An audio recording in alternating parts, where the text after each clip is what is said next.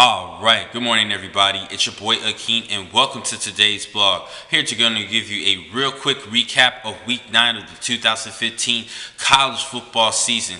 Now, we did have a couple of upsets and some great matches, starting with the game of the week between the Notre Dame Fighting Irish and Temple. The game was at Temple. This was a great matchup in which the Fighting Irish did escape with a 24-20 victory. Temple definitely deserved to be a top 20 team. This is a top 25 team. This is a team that definitely worked hard during the season, entering the game undefeated, but they actually just had a couple of miscues offensively with quarterback P.J. Walker. He actually just made some bad decisions in throwing the football. They definitely pounded the rock as best they could with Jahid Thomas, but Notre Dame was definitely focused on stopping the ground attack for the Owls. Now, for Notre Dame, the hero of the day was quarterback Deshaun Kaiser, who actually not only did a decent job throwing the football, he actually did a brilliant job running the football, leading the team in rushing in this matchup, well over 140 yards on the ground, and a couple of scores and rushing touchdowns. That's really helped edge out the Owls in this matchup.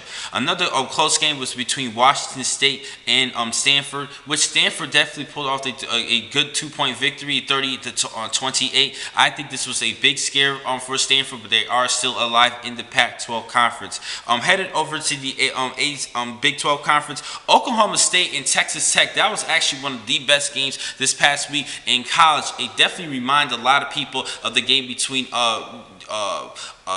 New York and the New Orleans Saints this past Sunday in football as well.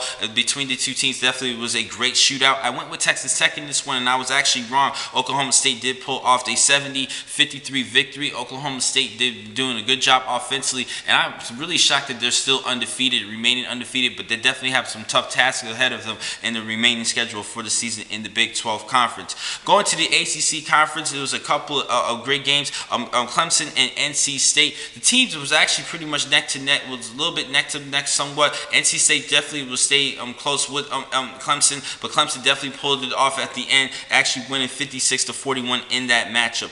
Lastly, a great game between Duke and hosting Miami. Now, this was a big controversial loss for Duke because actually Miami actually had many laterals as time expired to win the game with a close victory, but there was actually one issue in controversy as far as the play. Actually, one particular lateral, his knee was down. Player knee was down before he actually pitched out the football, and that is exactly why we heard the latest news in the ACC officials in that matchup is actually suspended for this game. I honestly think that the ACC should overturn that game and give Duke the victory over Miami, even though you can't really overturn a game, but I think this is one particular case where they think they should overturn a game and overturn what the refs decided in that matchup. That was a key play, obviously the last play of the game, and Duke definitely should have came off with the victory, remaining as a good team that could make it back to the ACC championship.